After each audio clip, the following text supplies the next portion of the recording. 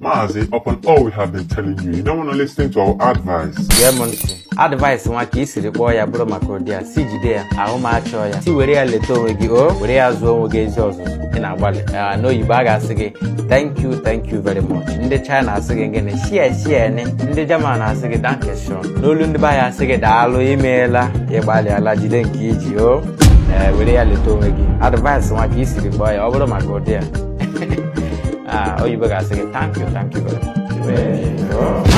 Were ya leta onwe gị in a bad basic matter. But I want lazy, Mama didn't chew.